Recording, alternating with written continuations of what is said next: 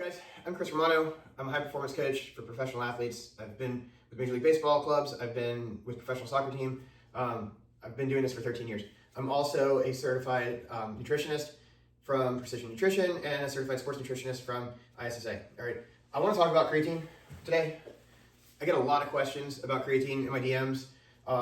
There's a ton of myths and misconceptions out there about creatine. I'm not going to tell you to take it. I'm not going to tell you to give it to your kids.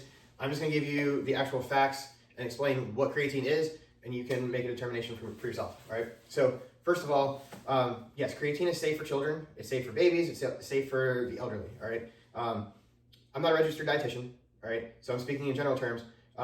Wendy Auerbach is a registered dietitian, and she's like the guru on these nutrition and supplements and talks a lot about creatine. Look her up on Twitter or Instagram. She's really good. She's got all the facts out there too. But, so creatine. So this is what I use. It's first form, creatine. This one has 100 servings in it. I'll put a link in the description for it if you're interested in it. But so creatine is naturally occurring in your body. Your body makes it, okay? The supplement of it is to saturate your muscles with the maximum amount of creatine that they can hold in order to give you more explosive power, okay? So your body has 3 energy systems. I wish I had a whiteboard here in my home weight room where I can actually draw everything out for you, but I don't. I've got other videos on here if you want to try to find it. I'll link one of them below too. But anyway, so creatine, when you supplement it, all right, you're topping the muscles off with saturation of it. Creatine is used in the creatine phosphagen energy system.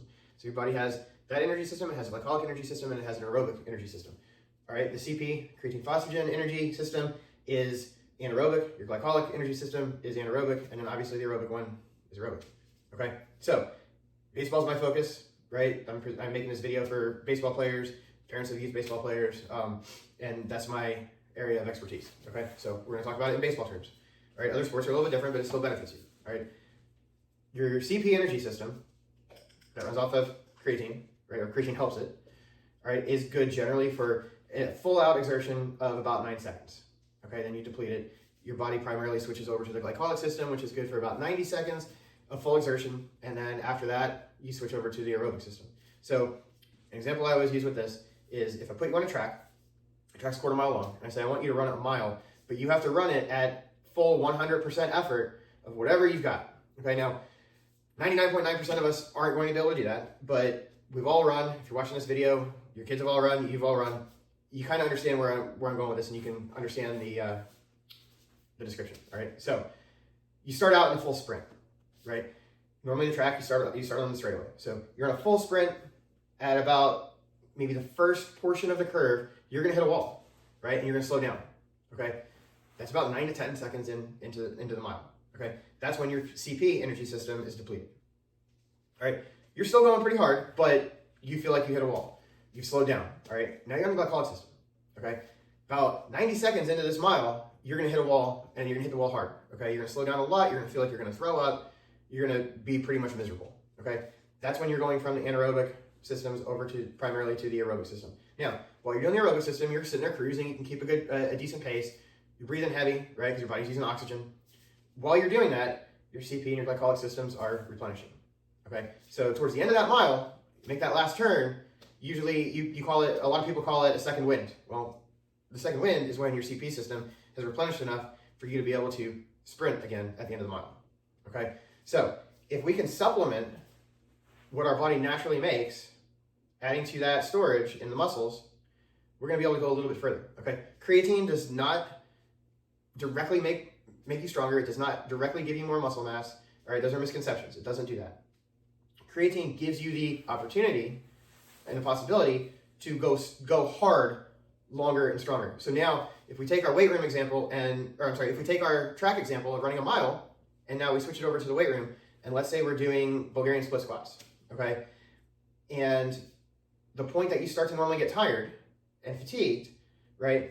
This could help you get another rep or two. It could help you get another set, depending on your rest intervals and stuff. So you're going to be able to do more strength work and more power work explosively by supplementing with creatine than without, okay? It's just going to make you go a little bit longer. It's going to help you go a little bit longer and a little bit harder for a longer period of time. Therefore, you're getting more work in, your body's adapting, and you're going to get stronger because you've gotten that extra couple reps in, because you've gotten that extra set in, okay? It's not magic. It's nothing magical. It doesn't just add muscle without actually working. Okay. Other benefits to creatine: it helps cognitive ability. It gives you more energy overall for the day. That's why they say like it's good for babies. It's good for the elderly. I'm not an athlete anymore. I work out maybe once a week. I take creatine every day because it helps my mental alertness and my cognitive ability. It helps me remember things. It just helps in more areas than just in the weight room and on the field. Okay. So now, there's a couple different ways that you can take it, right? You can do a quick buildup. A lot of professional athletes will do the quick buildup. When I start taking it, I'll do the quick buildup, where you're taking 1 scoop a day. I don't know of any creatine brands that 1 serving is more than 1 scoop, right? Scoops are pretty small. That's what your scoop looks like, right? It says 1 serving is 5 grams. Okay, so 1 scoop is 5 grams. So the quick buildup, you take 1 scoop in the morning, 1 scoop at midday, 1 scoop at the end of the day for 4 to 5 days. Okay, that oversaturates your muscles. You're gonna pee some of it out, so yeah, you're gonna lose a little bit of money and a little bit of what do you call it, like benefit per serving. Okay, but you're gonna also have your muscle saturated faster, so you can see quicker results. The way I do it with kids and with my son, we do the slow buildup. It's 1 scoop per day.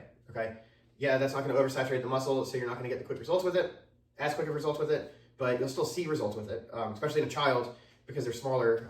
They don't need to do the fast buildup. Okay. Now, at this point, this is generally when somebody's going to ask, well, isn't it bad for your kidneys, especially if you're doing this extra buildup? Actually, the research shows that in healthy individuals, creatine does not hurt the kidneys. Okay. Now, if you have a history of kidney issues, obviously you need to talk to a urologist or something before you take it. But in healthy individuals, it's been deemed safe. There's plenty of research. You can go on Wendy's Twitter or Instagram. She's got research up there. You can go on Google Scholar or PubMed, type in creatine and kidneys, and you can find all the research that you want on it. Okay. If you find anything that says it's not, please send it to me because I haven't seen it. I've seen all positive things on it. Okay. Second myth that comes with this is if you don't drink a lot of water, then it's also going to damage kidneys. Well, okay. So the water portion of it, yes, drinking a lot of water and staying hydrated is important for the creatine.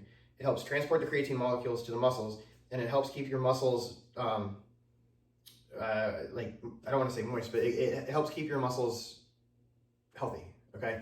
So think about this. If I take a piece of bacon, and I'm in a room with 50 people, and I pass that bacon around the room, by the time it gets back to me, it's going to be all in crumbs, right? It's going to fall apart. If I take a raw strip of bacon or a raw steak, and pass it around the room, when it gets back to me, it's going to pretty much be in the same form as when I handed it off, all right? So we want to keep the muscles hydrated. Water is used to transport molecules throughout the body, including creatine. So when you're taking it, you are going to need to take more water in to help keep the muscles saturated and healthy, all right? And to help transport the creatine molecules. Now, some people say that, well, the creatine adds water weight. Yeah, okay, so it'll add water weight when you drink water, but then you're going to pee the water out. So it's not really adding water weight. It's just if I chug this and go step on the scale, I'm going to be heavier than I would be before I drank it, right? That's common sense.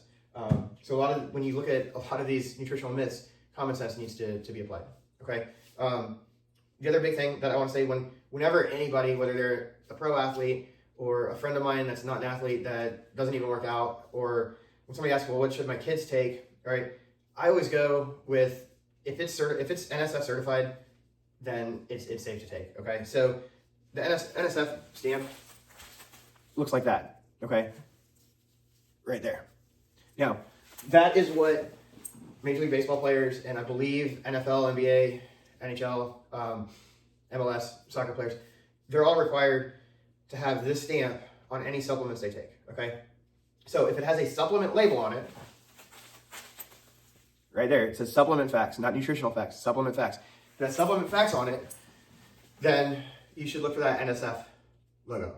If it doesn't have that, it's not guaranteed clean, it hasn't been tested through the process, and you could get some residual residue in your supplement from another supplement product that might not be safe, okay? So what this is saying is, look, it's gotta be made in a factory that no illegal substances are made in. There's no cross-contamination from a banned substance over to this substance. So especially like when you're talking to either kids, you want to do what's best for them. You don't want them to get something that is potentially harmful for them.